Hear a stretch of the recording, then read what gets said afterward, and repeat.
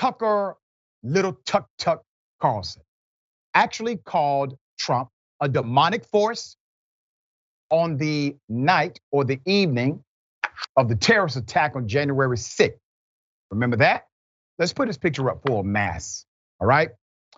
On the night of January 6, 2021, Tucker Carlson referred to then President Trump, and I quote, as a demonic force in a text to his producer after Trump supporters stormed the Capitol.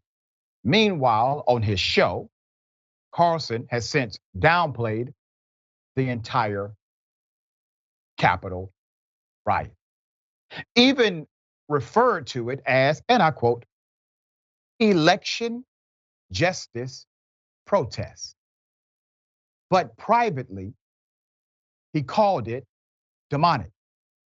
Let's be very clear about what's happening with Tucker Carlson.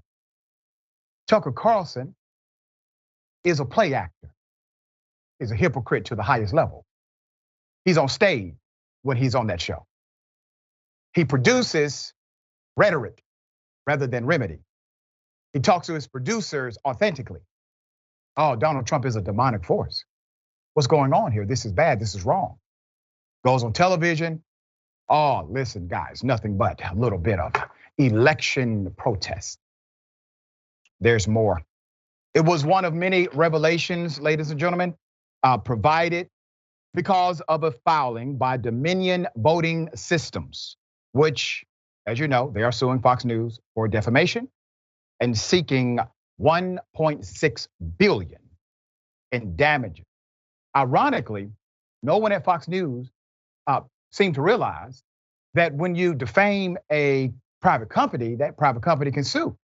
So they tried to qualify the private company as a public company or a publicly discussed company or a company that should not receive these particular protections because there was such public interest. But you all created the public interest.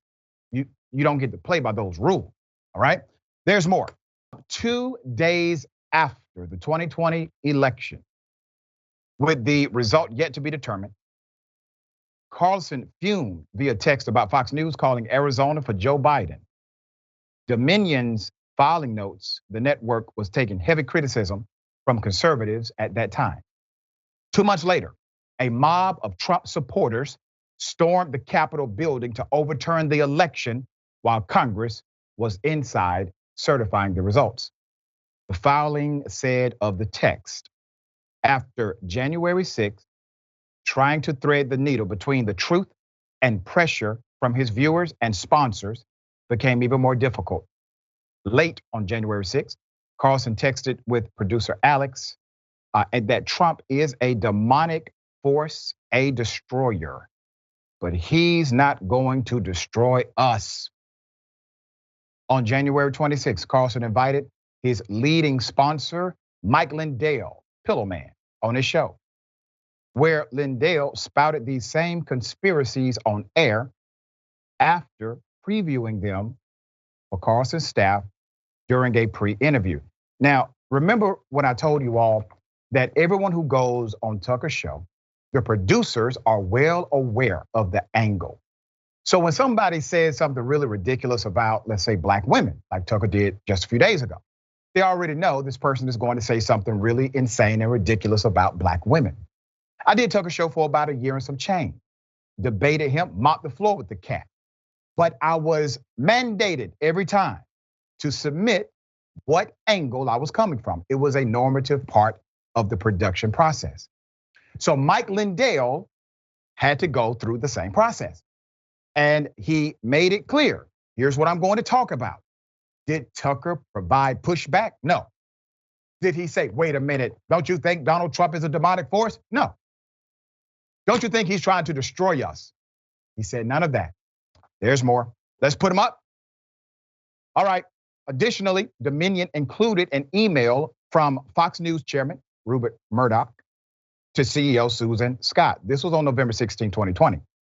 9 days after various outlets called the election for Biden to say Trump was toast and that the network should focus on boosting GOP US Senate candidates in Georgia. Well, I be damned. Mr. Fair and Balanced. Fair and Balanced?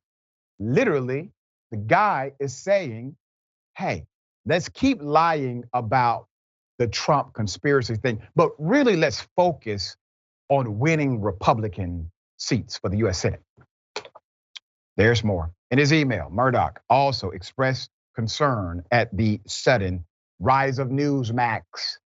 There it is, right in your face, which briefly scored a ratings win over Fox in the period between the 2020 election and Biden's inauguration. Why? Why did Newsmax have success with that audience? Because Newsmax was willing to double down on the conspiracies, to highlight the insanity, and to provide information contrary to the truth. So what did Fox News do in return? They tried to compete as a race to the bottom.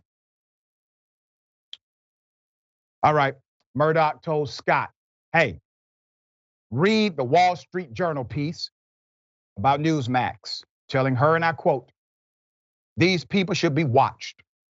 If skeptically, Trump will concede eventually, and we should concentrate on Georgia, helping any way we can. We don't want to antagonize Trump further, but Giuliani, taken with a large grain of salt, everything at stake here. Time proved Murdoch wrong, as Trump never conceded, but the chairman's email encapsulated the bind Fox News was in. It was becoming unfeasible to keep going along with specific claims of election fraud. For Murdoch and Fox News, it was time to focus on Georgia. Despite Fox News' attempt to boost both Republican candidates ahead of the runoffs, Democrats won each contest. John Ossoff defeated unseated Senator David Perdue, and Raphael Warnock, the good Reverend and Senator, ousted Kelly Loeffler. Let's put her up. Let's go. Gets interesting. All right, also revealed in the brief, days after Trump lost the election to Biden, Fox News correspondent Jackie Henry correctly refuted a Trump tweet about Dominion that specifically mentioned Sean Hannity's show. So this is a person who actually told the truth, provided a basis for her commentary and her fact finding. According to messages obtained by Dominion, Carlson told Hannity, and I quote, please get her fired. Please get her fired. Seriously, what the F? I'm actually shocked. I know you are, Tucker, somebody at Fox News telling the truth. The hell is going on over here? It needs to stop immediately, like tonight.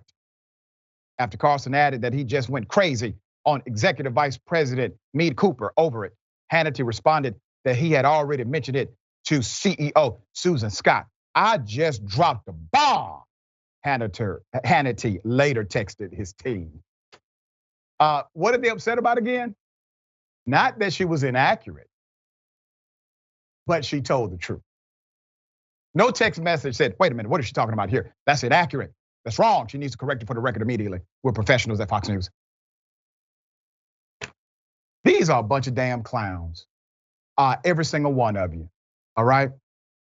Every single one of you at Fox News are clowns. You, your managers, your supervisors, and probably your mama. Clowns.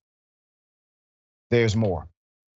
Scott would soon tell President Jay Wallace and Senior VP for Corporate Communications, Irina Briganti, that Henrich has serious nerve doing this, and if this gets picked up, viewers are going to be further disgusted. Yeah, they would be, because you indoctrinated them to believe lies. The reporter would later delete that tweet, replacing it with one that fact-checked Trump, quoting far-right channel One America News. This is all insane, but really not surprising. I'm glad we actually have some more concrete information, right? But we always knew these cats were playing games, gaslighting individuals, promoting lies, pontificating on things that were not true. But here's the thing. Do you think their viewers will realize that they're liars? Probably not. I mean, maybe Tucker gets to say, hey, fake news, and move on. All right, Jessica, thoughts here? There's so much going on here. I mean, first, we know the answer to the question. Did Tucker Carlson sell his soul, or did he never have one to start off with? This is something I've wondered for a while. It seems as though he sold it, because if behind the scenes, he's acknowledging that what Donald Trump is doing is terribly violent, it's demonic forces, but on screen, he's saying something different and having guests on that hold a different view. It's pretty clear. He's just saying what he's paid to say by his advertisers. But you don't really get to run a news program that weaponizes hate for views and then be surprised when your viewers do something hateful. That's exactly what happened on January 6th. And when deciding between, demonic forces or not, Tucker Carlson chose to decide with demonic forces. And I know he has a lot of Christian viewers. I'm not sure how they feel about how he's decided to stand on this issue. And when they say that Fox is fair and balanced, what they're deciding between is white supremacist mob violence and staying out of lawsuits on the other side of the scale. I mean, that's really the calculation they're making when they say fair and balanced. It has nothing to do with any sense of justice. Very well said. Very well said. All right, we will follow this story to see how Fox viewers respond. All right.